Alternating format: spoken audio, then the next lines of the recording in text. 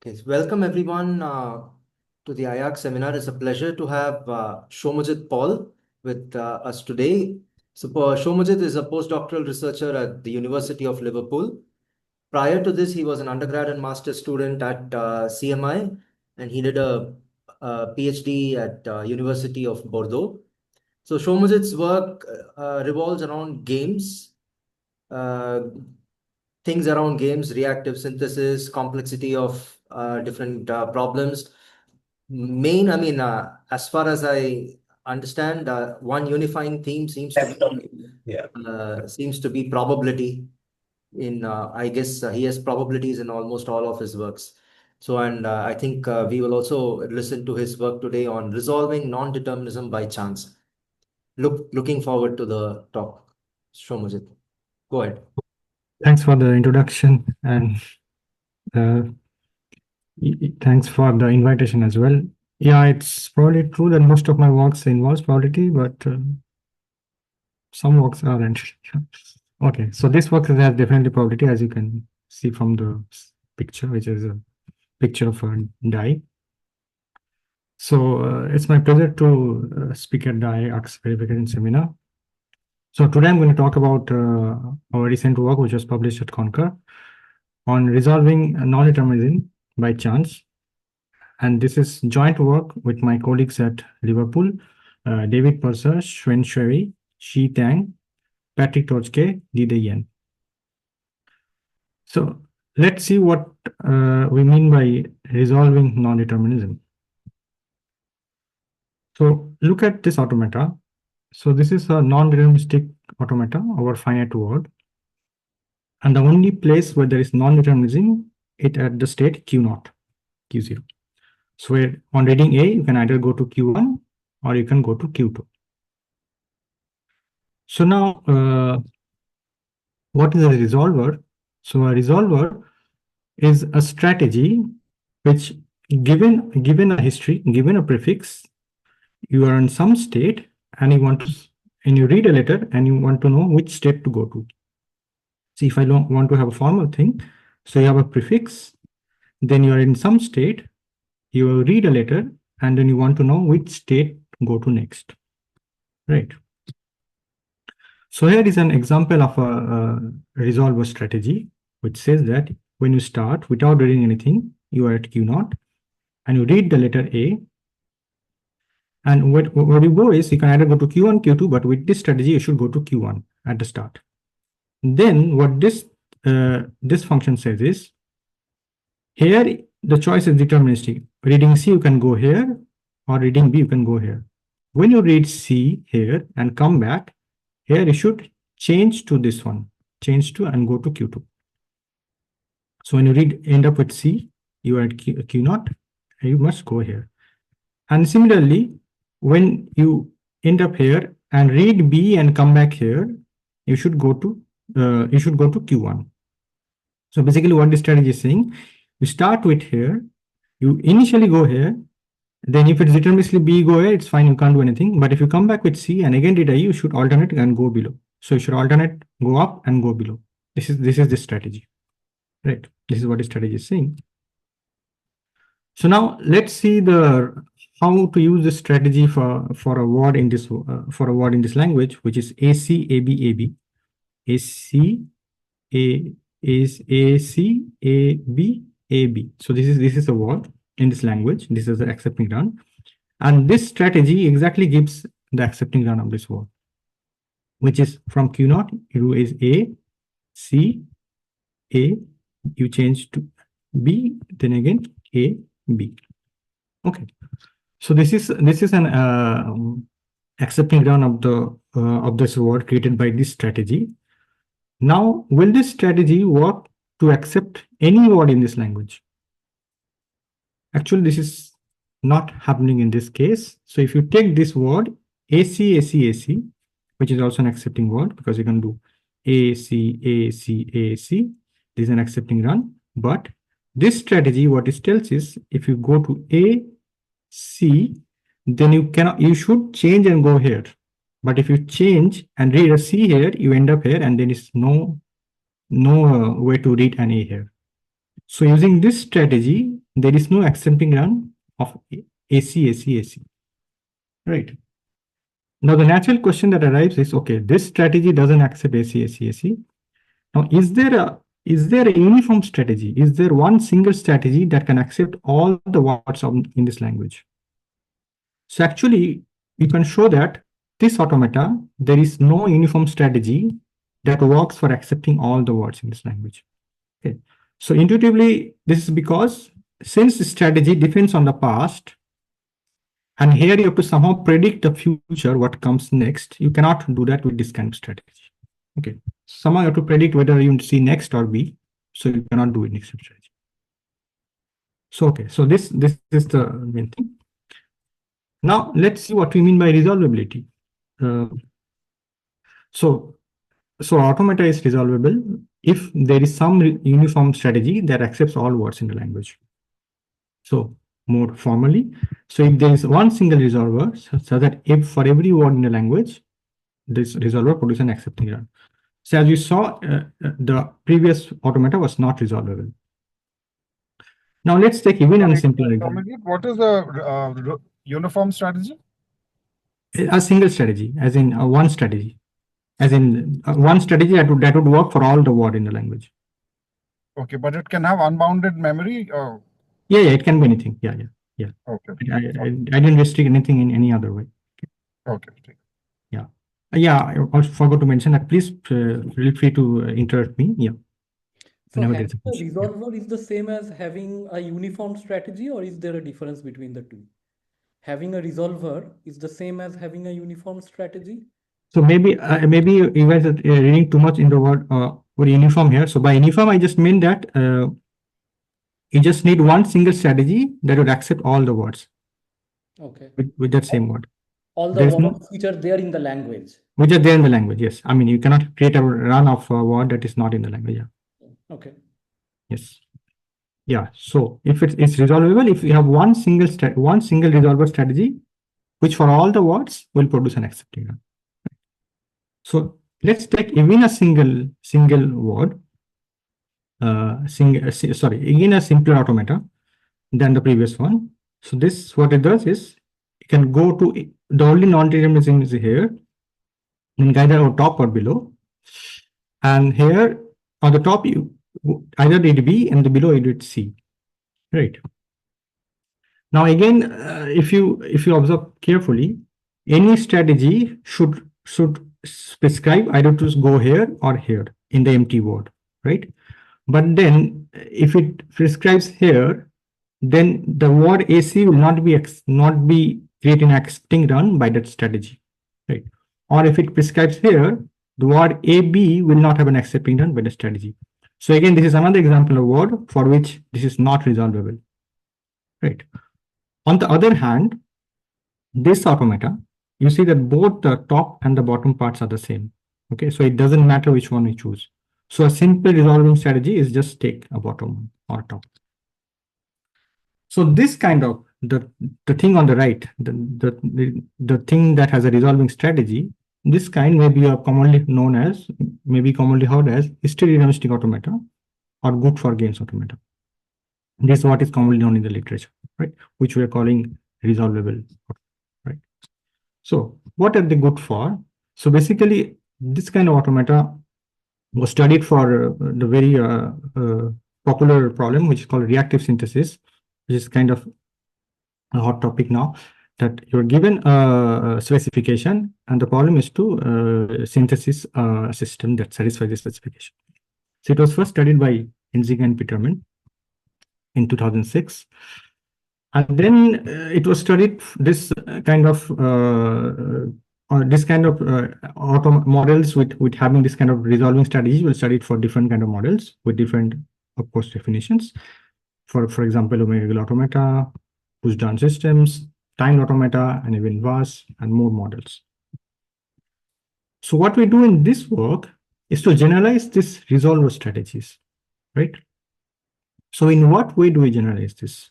I mean, there is no spoiler here, since you already know from the beginning of the talk. We resolve using randomization, right?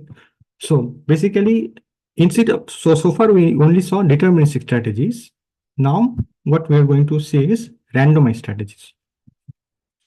So basically, when you use a randomized strategy, if you impose the randomized strategy on the automata, what you end up with is a probabilistic finite automata. And then in the deterministic case, your goal was to accept every word with some create an accepting run of that word. And in this case, what you want is we want to accept all the words with some lower bounded probability in this automata. Right? So this is the idea. This is how we are generalizing by introducing randomness. Right. So this is what we are going to talk about today. So we're going to discuss stochastic resolvers. We're going to see them, define them. Then we're going to see what resolvability means in the stochastic resolvers. And then an important question is, given an automata, you would like to check if it can be resolved or not. So we're going to talk about complexity of those problems. And majority of the talk, I will focus on finite words. Towards the end, I will touch a bit on infinite words, but majority of the talk, I'll focus on automata or finite words. Right. Okay. So before defining, sorry. What's the motivation behind studying these stochastic resolvers? Like you said that in general, history deterministic automata are studied for this reactive synthesis, right? I mean, that's a motivation here. What is the motivation? Like, So first of all, I mean, instead of deterministic strategy, it's a generalization in terms of strategy space. And also we would like to believe that, so reactive synthesis, you want to, so when you have good for games automata, you compose with this, the system, you win that game. So here we'd like that, probably what we hope is we win with some probability. That is what we hope. I mean, we don't know the implication on reactive synthesis yet, but our generalization is like to generalize the strategy space and hope that it fits well in the reactive synthesis space. okay, thanks. Okay. So there's a question on the chat. Okay. What is the? I can't see the chat. Sorry. So question is Ashwin's question: does any minimized NFA fall under good for games automata? Any minimized NFA fall under good for games? Any minimized NFA fall under good for games. So for finite, okay. So for automata or finite words, it's a bit simple actually. So basically, automata or finite words, good for games is equivalent to having a sub automata as a DFA as a sub automata. So for automata or finite words, it's really simple. The good for games concept. So you can prune, you can delete, you can move out some non-deterministic edges and get a DFA as a sub automata. And you don't even need memory to resolve. So I guess that answers your question, or? Okay, yeah. I can't read the chat actually. Thanks. Yes. Yeah. Okay. Okay. So okay. Sorry, Soumyajit, just to follow up with Shibashish's question. Yeah. If you're given some kind of an MDP or a stochastic game, and you want to find a strategy satisfying an omega regular condition, or forget even omega regular, for the if you look at finite, words, reachability, safety, these kind of things, Yeah. then doesn't your kind of stochastic resolvers, wouldn't they be useful in that setting? Like if you're given an automaton specification and a probabilistic game, synthesizing. So here you are saying. I mean, my question is, instead of constructing a good for games automaton, can you construct a stochastically resolvable automaton and give some kind of guarantee saying that?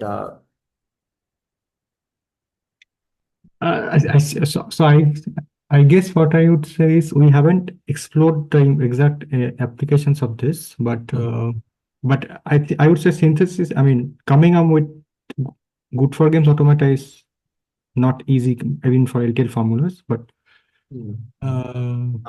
Okay.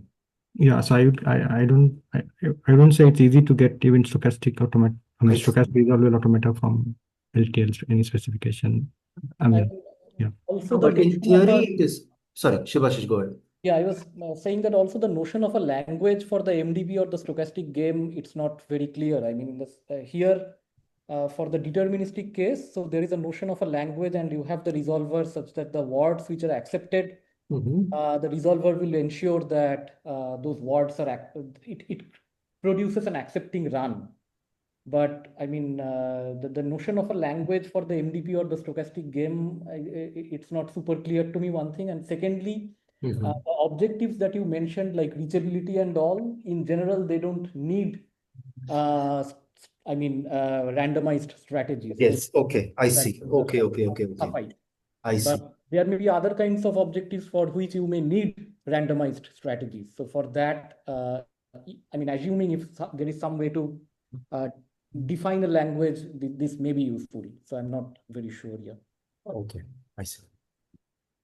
Yeah, but to add to that, I would say that, I mean, but given an MDP, suppose you have a LTL formula and you want to ask, and let's say the MDP has some trace with this letters of this word, and you want to say what is the probability that what is the maximum probability that trace satisfies the LTL.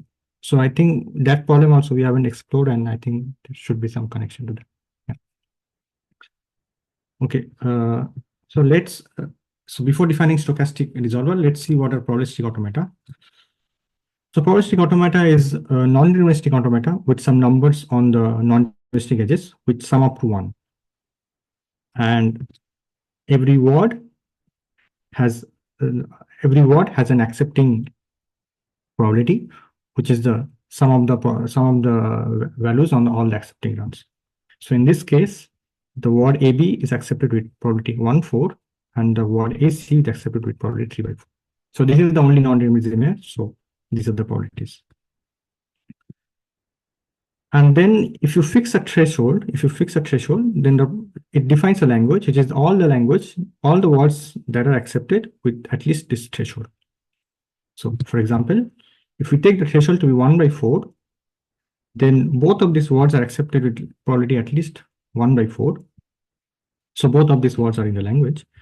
And again, if you fix the threshold to be 3/4, this AB is not accepted with at least 3/4. 1/4 is less than 3/4. So the word is just AC.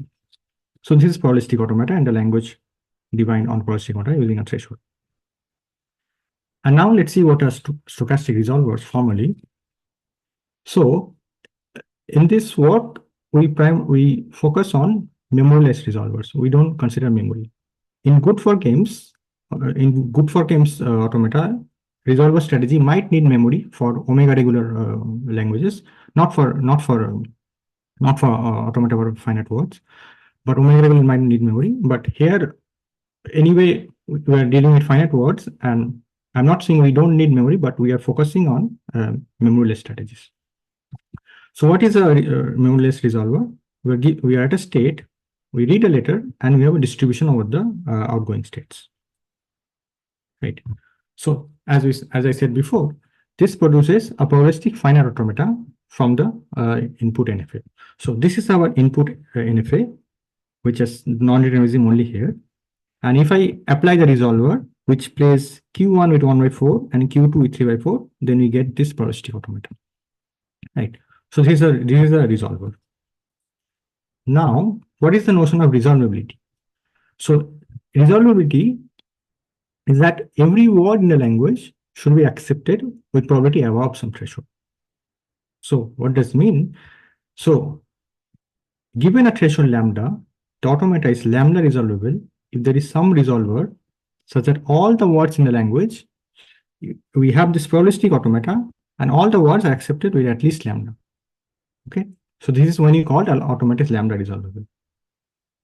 So look at this same automata again. If we apply a resolver with probabilities half and half, then we can see that this all the words are accepted with probability at least half. So we can say this automata is half resolvable. In fact, we can even generalize this. If we play the top thing, or if the strategy chooses the top Q1 with probability P and the bottom one with probability 1 minus P, then actually this automata is lambda resolvable with minimum of P and 1 minus P. As you saw before, it was 1 by 4 and 3 by 4. It was resolvable with it does stochastic that resolver resolve it with 1 by 4. Okay. Right. So now this automata is resolved with half. You actually cannot do better than half of half, because if you put a P and 1 minus P, then the mean of P and 1 minus P will be less than half. So you cannot resolve this with better than half. And moreover, as I saw before, this automata is also not resolvable with a deterministic strategy. Okay, so this is not history deterministic automata, but this is half resolvable. Right, so that already makes a difference here. Right, and then the question is, what is the importance of the threshold here? This is half resolvable and cannot be better here. So look at this automata. So this is a very simple automata which has all these accepting states, the colored ones, and this automata accepts exactly 3 words. It is A, and A. And all the accepting states that accepts the word with the same color are colored with have that color. So AA is accepted here, for example. Now, if you observe carefully, if you assign a resolver, the only non-determinism is here. If you assign resolver one third, you can accept all the words with probability at least 2 by 3. Right. But you can actually show that you cannot do better than this. So what is the argument?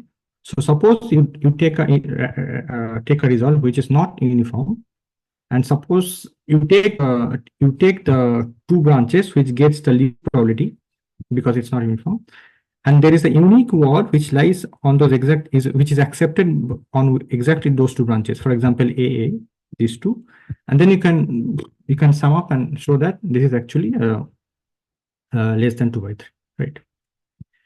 And now the question is, this works for 2 by 3. Can we generalize this to general numbers or rational numbers? So the answer lies is hidden in the construction. So if you see the states, they are marked with some sets here, right? So here we have 2 by 3. So basically, what we have done is we have taken a set 1 to 3. And we have considered all the 2-side subsets of this set. Okay.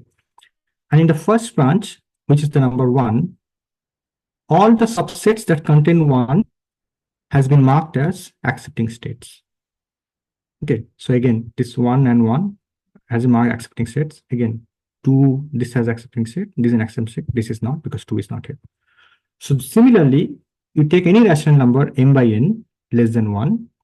You can take all m side subsets of 1 to n, and if you do this construction, you get an automata which is not resolvable with better than m by n.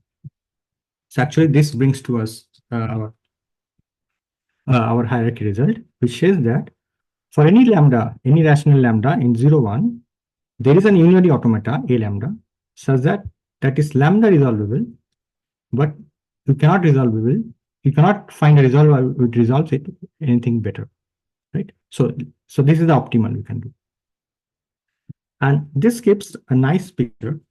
So what is happening here actually? So this is the set of all automata that are resolvable with some lambda, some positive lambda. Okay. So Soumyajit, by unary you mean a singleton alphabet? Yes. Sorry, yeah. Unary means there is only one letter in the alphabet. Yes. Okay. Thanks. So all the things that we produced were unary. Yeah, we just needed 1 letter. We didn't need 2 letters. Right. Yeah. So yeah, so we have this. This is the set of all automata that are resolvable with some threshold lambda. And then because of this theorem, we have this containment. So the bigger threshold is contained in the smaller one, right? So this is the spectrum, and I've highlighted just 3 spectrums here with 3 statistics sets here, which is the 1 resolvable, the 2/3 resolvable, and half resolvable, which are decreasing order. And so the bigger is contained, the bigger threshold is contained in smaller one. And basically, what is 1 resolvable? 1 resolvable means you have a resolver which accepts all word with probability 1, which basically means is that all the runs are accepting. There is no rejecting run with that resolver, right? So basically, you can again carve out, you can again delete edges and find the DF subautomata. So basically, 1 resolver is equivalent to saying that it is a histodeterministic or GFG, right? Yeah. Okay, so this is the picture we have for anything that is resolved with some positive lambda. Now, let's see. We talked about positive lambda, but now we would like to see, is every automata resolvable with some lambda? Well, since I asked the question, the answer is no. Here is a simple automata where we have which on A and B loops here, or B either it can stay here and goes here. And if you consider this word b to the power I, so what is the language? What is the language of this word? You have several A's and B's and then a single B, right? So you have to choose this. So you cannot. So in a resolver strategy, you can assign also 0 probability to some edges. It's not that you have to assign non-zero probability. So you cannot assign non-zero probability. You cannot assign 0 probability here because then your language is empty. You cannot assign 0 probability here because then you don't get all the words that you wanted. Like for example, something starting with A, right? So you have to assign non-zero probabilities to both of these edges in any resolver, in any memory resolver, right? When you assign non-zero probability to both of these edges, then you see that the probability that the word that if you take this sequence b to the power I, and if you increase the I, the probability of this word being affected is decreasing because it stays more time here, right? So basically, you can say in the limit it will goes to 0. So basically, it means that this automata you cannot produce any resolver, or sorry, you cannot have any lambda for which it is resolvable with some threshold lambda. I have a question. So you mentioned that the resolver is a function that also has sigma star as its input. I don't see how, if you have sigma star, I can just keep decreasing the probability as the length of the word increases to kind of get a convergent sequence that Yeah. does not reaches 0. I don't know. So for the randomized resolver, we only consider memory strategy so far in this work. Yeah, we haven't looked into strategies. Yeah. Okay. Yeah, I understand the concern for strategies memory, but yeah, for memory, for memoryless, you just have to do this. Yeah. So Got I'm it. saying that the result may be different if you consider memory full strategies here. Like if you allow memories like an infinite memory resolver, then it might be possible that you may have a lambda resolvable strategy for some lambda. Yeah, with memory, maybe it's possible. I'm not sure. Okay. Yeah. Thanks. But yeah, we haven't explored memory full strategies yet. Yeah. But yeah, I mean, so for memoryless strategies and memoryless randomized resolver. So the whole picture we have is this. So this is the set of all NFS. This is the hierarchy we had before. And this is all this automata that are not resolvable at all with any threshold, right? So this automata would fall in the right part, right? So this is the set of all NFS. Okay. So now this is the whole picture. And hello? yes. So one question. So that in that figure, so how is the probability 0? Isn't it 1? Which this one? Yeah. The automata, yeah. So basically, if you assign probability p here and 1 minus p here, right? Then Yeah, the probability of accepting b to the power I would be b to the power p minus 1 and then this. Oh, okay. I thought, okay. So, So you so stay. you are not taking all the branches, just one branch. No. So every b to the power I has exactly one run in this automata, which is you have to stay for I minus 1 step and then take this. So Oh, okay. yeah, so there is no other run. There is exactly one run. B to the power I has exactly one run. Okay. Yeah, and the probability is b to the power. Yeah, p. Yeah, so if you keep pumping this, then this will tend to 0. I have a probably very simple question. So any regular language with infinitely many words, it seems to me that it's not lambda resolvable for any lambda greater than 0, right? Otherwise, some word will have to be getting a probability of 0. Any regular language, sorry? So any regular language with infinitely many words, how do I assign a probability distribution such that each of them gets something beyond a non-zero threshold? So Because in any the sum, language, you have a DFA, and DFA, you don't need to resolve anything. It's already resolved. So it's already here, one resolvable.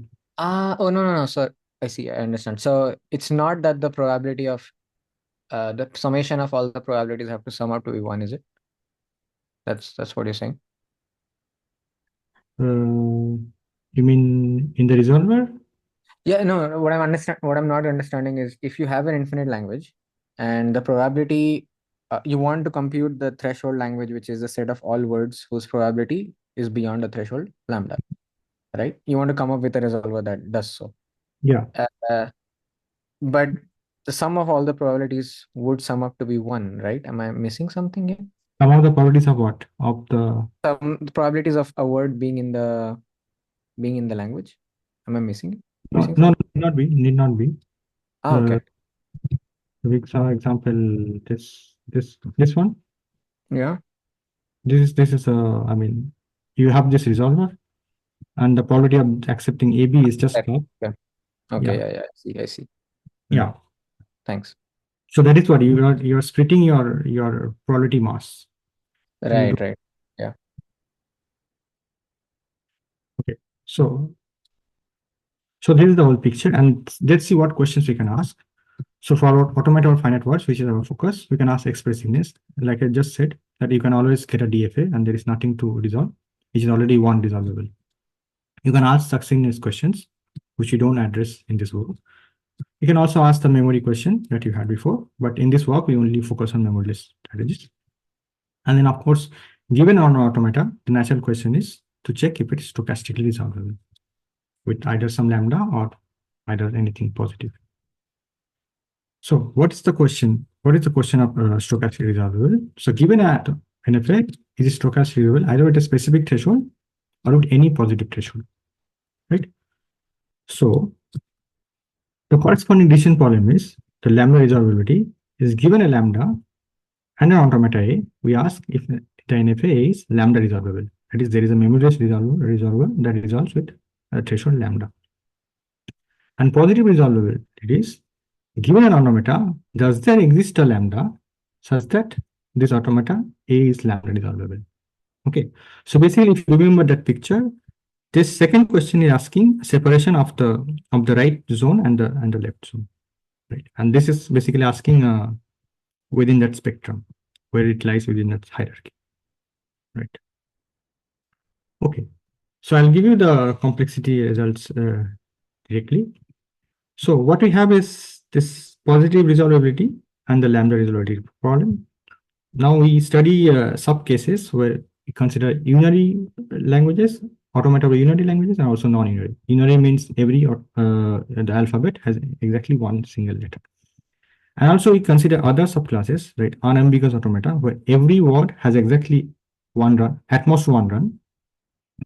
And finitely ambiguous, where every word, the number of runs is bounded by some constant, right? So these are the subclasses we consider. And then we were able to have something on most of the boxes except these two, where we don't have anything. For lambda resolvability, we don't know if it's decidable when the language is unary. and we don't know anything when the positive resolvability for the general case. Yeah, and so we were able to get a p-space upper bound for this when it's finitely ambiguous. And with respect to lambda resolvability, it seems like it's a harder problem coming deciding, and then we'll just able to show decidability. And the general case for lambda resolvability, we'll be able to show that it is undecidable. Okay, so let's so today I'll try to brush over this undecidability result a bit, spends a little time, and then spend most of the time on this part, p-space algorithm. So let's see. So the undecidable result of the lambda resolvable problem. So what is the problem? So given lambda, given an automata, is this lambda resolvable? Right?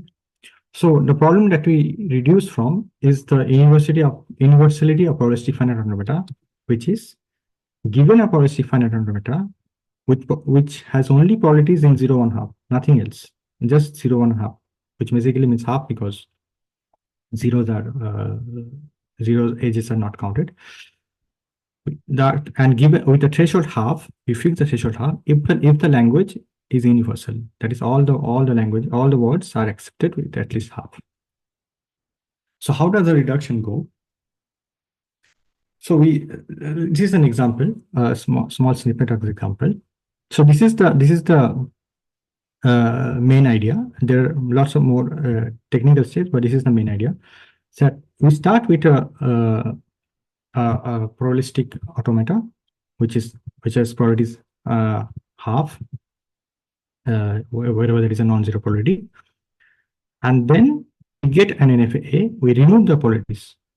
So the goal is to ask the lambda resolvability problem, lambda resolvability question on this thing, but we also don't want to lose any word. Right. So we want a resolver on this automata that resolves and accepts all the words in the language with some probability if and only if this is universal. Right. So what is the way to not lose any word? So suppose there are two words AB and AB. A resolver might very well say that I will not choose this, I will only choose this. Right. So how to fix this, or how to influence this? What we do is we add an extra state. And then from this state, we add an extra letter. We introduce extra letters in the alphabet. And now, if the resolver is here, heading A, this is these are two different paths, right? A sharp and A. Okay, I don't know this symbol. This path are distinct words, and the resolver has to play non-zero probabilities in both of these. Right. So basically, this is the idea. Here, only with this, resolver could very well say, I only do this, I don't do this, then you lose some word. Right? And why we need this? Because it's possible that we are reaching these two states with some different words that we might need to preserve. So after doing this for every possible occurrence of this kind of things, it actually introduces a chain of technical steps, and then after this we are able to get an NFA, which is 1/4 resolvable if and only if the initial PFA is universal. Right. So we are able to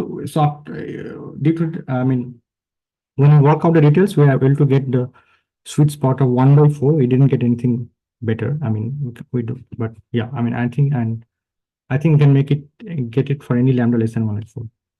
But yeah. Question. So in the chat. So why is it important to take both the states Q and R if the generated words are the same? Yes. So like I said, it's possible that these two states are reached from the start state with something different. Right.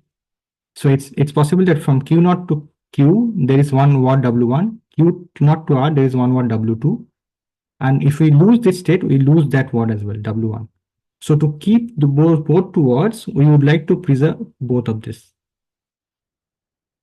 like this is, I mean, in this case, this is not there, but this is considered as a substructure of the whole automata. Right. So this is considered a substructure of the whole thing. This is not the whole automata. Yeah, this is like sub-automata of the whole thing. And it's possible that from the start state you get with distinct words, and we would like to keep both of them. Yeah, that is the reason. Thanks. Yeah. Okay. So this is the fundamental idea of the construction,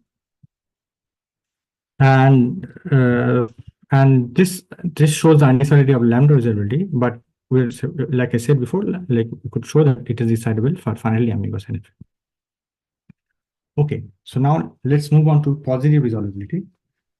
For positive resolvability, we were not able to solve the sorry, is there a question? Just a question. So what makes it decidable in the case of finitely ambiguous? And so I think I could not understand that part. So okay, I haven't gone into this yet, but so basically what makes it I can give you a small idea that when it's finitely ambiguous, it means that the number of runs are bounded by a constant. And in some sense, when you try to pump some part of a word, so it has to do with pumping some words that I will soon talk about later. When you pump these words, the number of runs doesn't increase. But when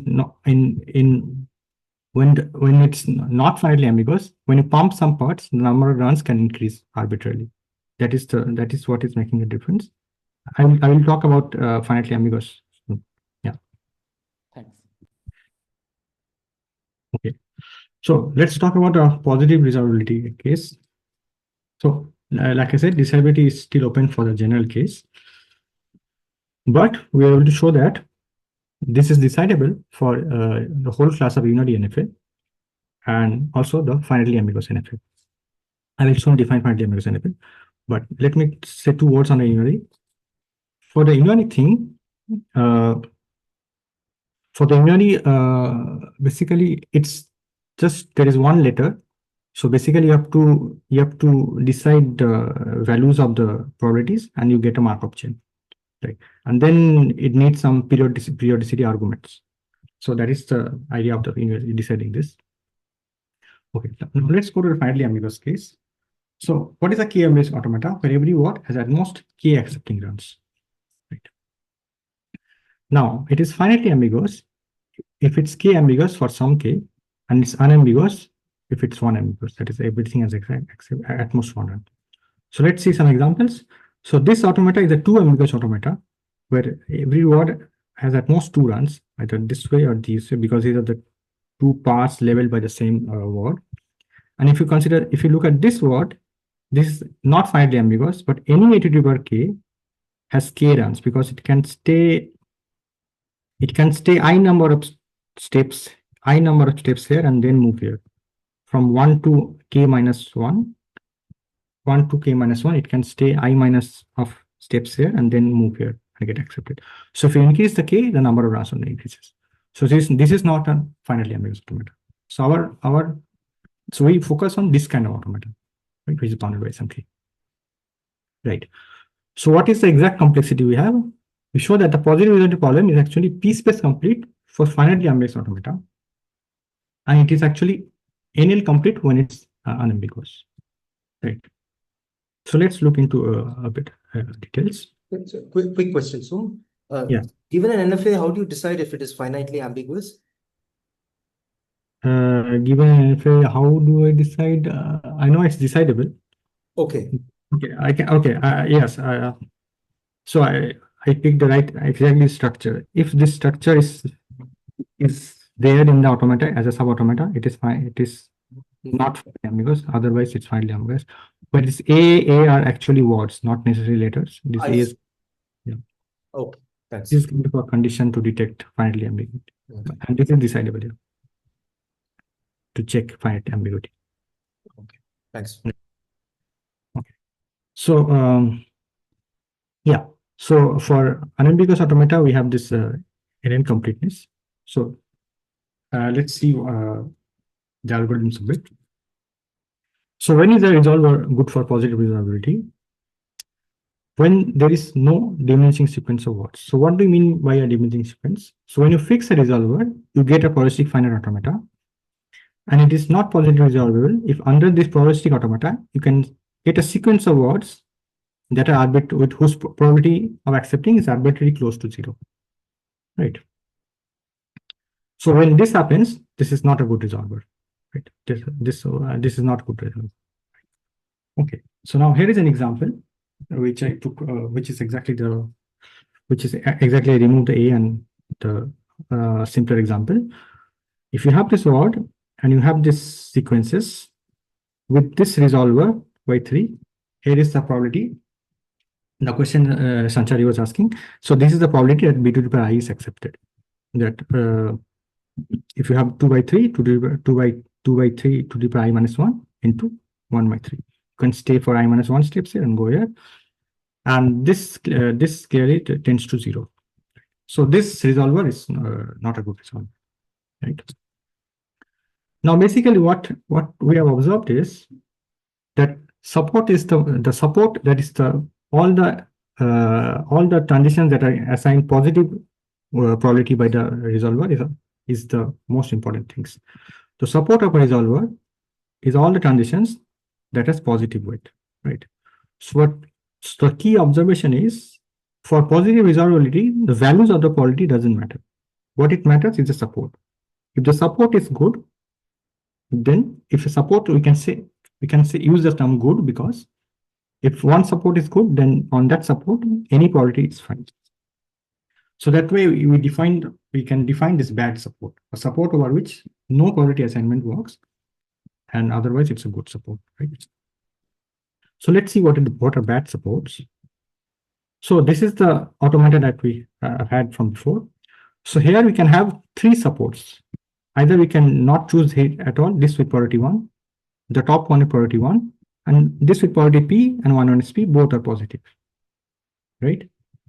So if we look at the top 2 things, what can happen is we don't have the same language. The automata is not even the same language. So this gives an empty language because there is an accepting state, and this gives only B, which is not the same language. So basically the words not in a language are accepted probability 0, right? And this support, we have the same problem, right?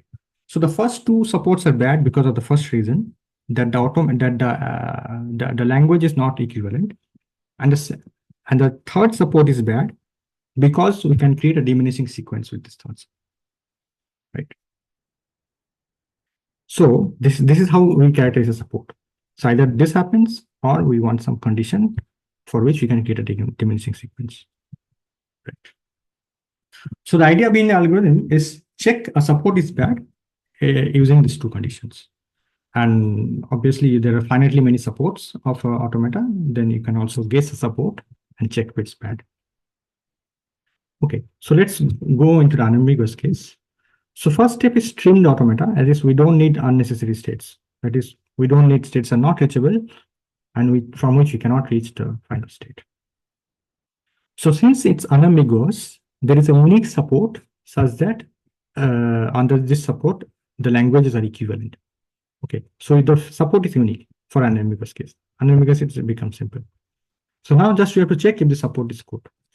So what is the condition equivalent to diminishing sequence? The support S is bad if there is an SCC. We do the SCC decomposition of this with some non-deterministic transitions. And what is the idea behind this? So if we have this, we can actually construct a diminishing sequence. How? So suppose some SCC has a non-deterministic transition. So from the start state, you go to the SCC. There is a path to the SCC. You go to the non-deterministic transition. You take a loop, and you then go to the final state. And now you have a word. And since you have a loop with non-deterministic transitions, you can just pump this loop, and note that this is unambiguous, right? You can just pump these loops and get a diminishing sequence because this gets positive probability. So this is what is happening here. So this is this is the start state, and this is the SCC with, assuming we have assigned both positive probability here. So this is the start state, this is an SCC, and there is a loop here. And this loop is what is we can just this loop we can pump and create the diminishing sequence. On the other hand, this is also an unambiguous automata, but in the SCC decomposition, the non-diminishing transitions are here, and they are not in an SCC. So this can actually be a positive resolvable. Actually, you can do half like we saw there, right? So this is the algorithm for unambiguous case. And it actually can be done in NL because you just have to guess a path. You have to guess a path to this SCC, then guess a path to this non-diminishing transition, and then again guess a path to the final state, right? So Soumyajit, what do you mean by first sentence trim and then you get a unique support? So this So trim meanings you remove all the states that are not reachable from the start state, and also the states that has no path to the accepting state. Okay. Like otherwise you can have unnecessary things and Okay. Yeah. And unique support in the sense like once you trim, then you get a unique support. That's what you Yes. mean? Okay. Yeah. There is a unique support for which this is language equivalent. So you have to have the language equivalence. Sure. Thanks. Yeah. Excuse me. Hello. Yeah. Hello. Yes. Yeah. Yes. So can you go to the previous slide once? Oh, okay. Yes. This one. Yeah, this one. So here, okay. So here also this second figure that where at Q0 it's looping with probability 1. So here also this situation is same as the one you said currently, right? Like where the limit is 0. So this one, right? This Yeah. one language is not. So this doesn't satisfy this condition. So Okay. the language becomes empty. If you don't choose this, then the language of this automata is empty language. Yeah, but no, I'm just asking that for the diminishing sequence, in case of diminishing sequence, there also the language will be empty, or because because the probability there is decreasing. So what will be the language there? So the first sanity check of the algorithm is to check this. If if this doesn't happen, then anyway it doesn't occur. The second check is this. Oh, okay. If it doesn't happen, then anyway the support is bad. Okay. If this is equivalent, then only we do the same SCC decomposition stuff. Okay, thank you. Yeah. And for unambiguous, there is after training it's unique, so we don't need to check the first thing. Right. Okay. Now for finitely ambiguous, I'll speed up a bit. So now for finitely ambiguous, we would like to generalize the bad support from unambiguous to k-unambiguous. What you want is, like we said, in unambiguous, there is one SCC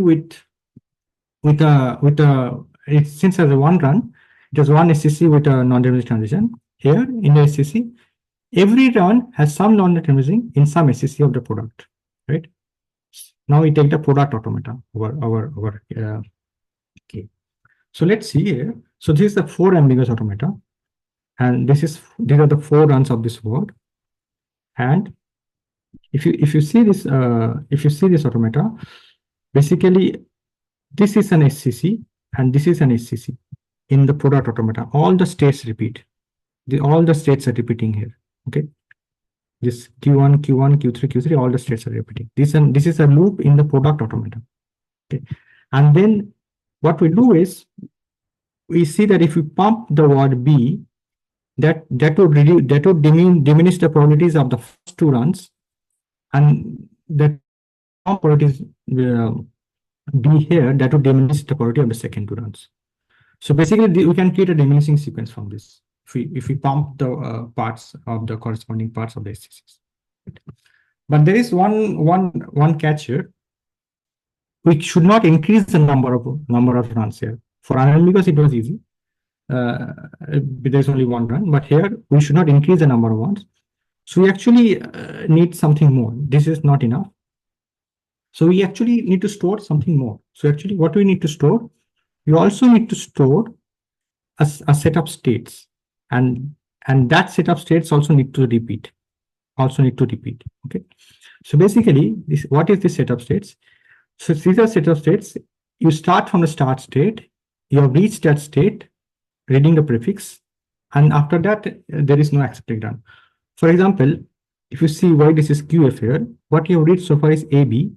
So you have A, B, you end in QF, and also ABB you can also end in QF. A, B, B, QF. And from both of this QF, you have no continuing accepting run of the remaining suffix. So this also we need to somehow preserve the number of runs so that we pump and don't increase more runs. Okay. So if you increase the number of runs, then the diminishing sequence doesn't work. Right. So then a bad support we can define. So every round has some non-dimensional transitions in some SCC of the product, this product graph, and the state under this transition system. Okay. And the p-space algorithm is just guessing a support, and then we would want to guess a short word in this transition system, witnessing the bad support. Right. And then we have to do it carefully because the K ambiguity can be exponential in the size of the automata. So we have to do some careful abstractions for this. Okay. We cannot just take the whole product graph and do this, right? Or even it's doubly exponential actually. So you cannot even guess it. You're guessing the word would be a single exponential. So we have to do some more careful abstraction and guess the word. So this was everything for finite word. And what about infinite words? So this definition can easily extend it to infinite words. So for that case, you would get a probabilistic parity automata, and then you can define the threshold language of the threshold. And then some complex results for detecting stochastic resolvability also extends. For example, our lambda resolvability remains undecidable. Lambda resolvability becomes decidable for finitely ambiguous. So we should be careful that finitely ambiguous might mean something else there because some number of runs can be finite. What we mean actually is constantly ambiguous, bounded by some K. And then the positive resolvability is also in p-space for the same class.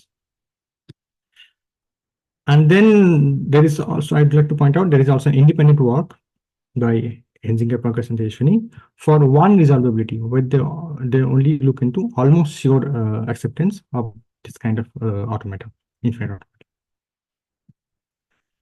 And then for application of this kind of automata, in one of the recent works, we have used a one resolvable Bookey automata for a faster Markov chain verification. So that was the pattern infinite words, and then some open will to go through the open problems. So given an union A, we ask if A is a lambda resolvable.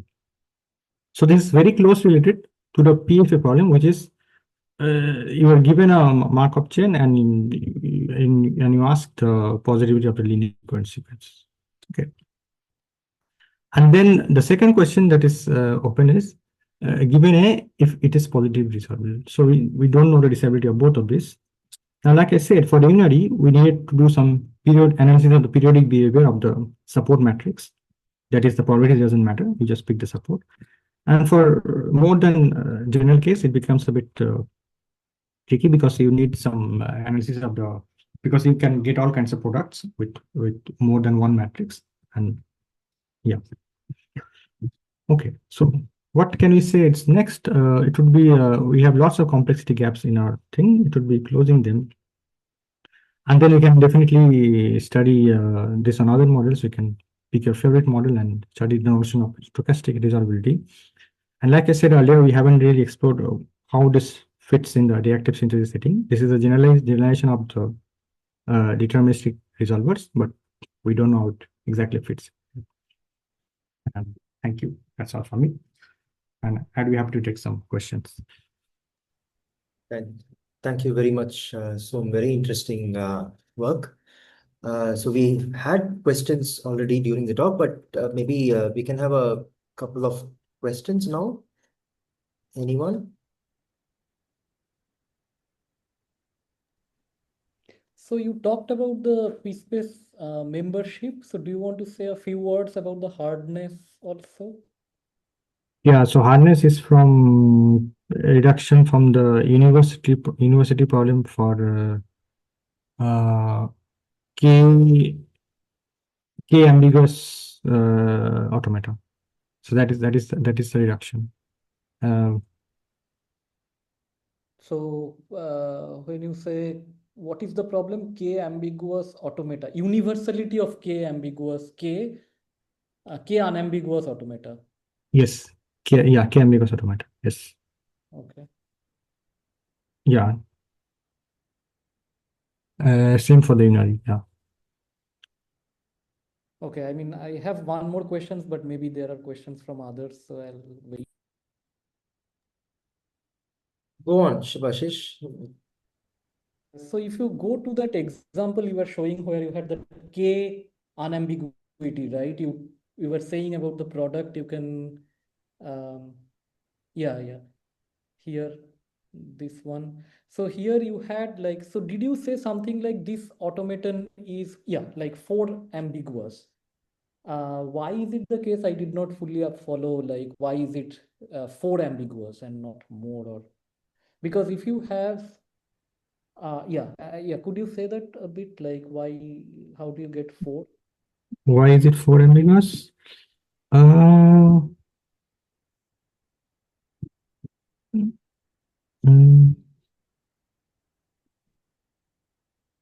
as in, okay, I mean, can I see a short explanation? Why is it 4 ambiguous? Okay, so you can reach here by A or A.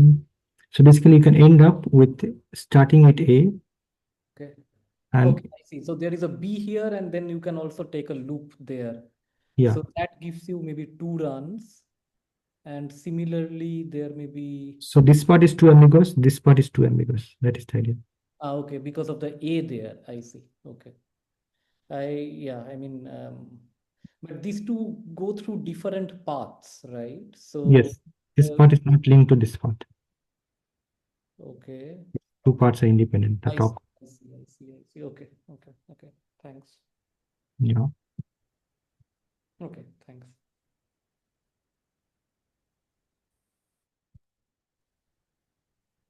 Any other questions? I have a question. So instead of probabilities, if you look at maybe some sort of a semi-ring where you have min, and you can still take products of probabilities or whatever your resource is. Have you looked into any, let's say, lambda-like resolvability for those kinds of resource usages? So now the goal should be, can you come up with a resolver that minimizes some resource? Minimizes some risk. So you don't have to sum the probabilities over runs because you want to dodge the undecidability of the threshold problem of probabilistic automata, but you rather use some tropical semi-ring. So you are creating a weighted automata, like a general weighted automata, you're saying? Yeah, but now you can control the weights, right? So can you come up with a resolver which assigns weights such that you satisfy some lambda threshold? But doesn't probabilistic automata already falls in this class? I mean, Yes, but in probabilistic you sum the probabilities, which is where the problem comes often. but you're saying it can be since you want, I mean, the class omega weighted automata is more richer. Maybe you have more power, and maybe it becomes decidable. See. Yeah, because in the general space of semi-rings, you are now allowed to use summations of the form min or max, which is simpler. Maybe sometimes you don't care about exact probability, but something a bit more rough, approximate, or exact resource usage, but maybe the max resource that any run can take, not the sum of it all. In that, do we have anything? Like, can something be done? I'm not sure, but this seems interesting. Yeah. I mean, So, Dhruv, you're saying something like a resolvability modulo a semi-ring, in some sense. Exactly. Yeah. Yeah. Given so you're given the semi-ring, and then can you, I see. Come up with weights such that some lambda threshold is crossed. I mean, of course, now you have to define some sort of an order on the semi-ring, but fine, that can be done. Question seems interesting. Mm. yeah, But see, this is a good generalization. I mean, Yeah. generalization. Yeah. Yeah, but yeah, for now I can't say anything that is helpful, I think. No, it's helpful. Thank you. The fact that you don't have an answer itself is helpful, I think, to Dhruv. So it's an interest. Okay. Yeah. Good. Any other questions? If not, I think let's thank Soom for this very nice talk. Thank you everyone for the active participation. Yeah. Thanks for listening. Yeah.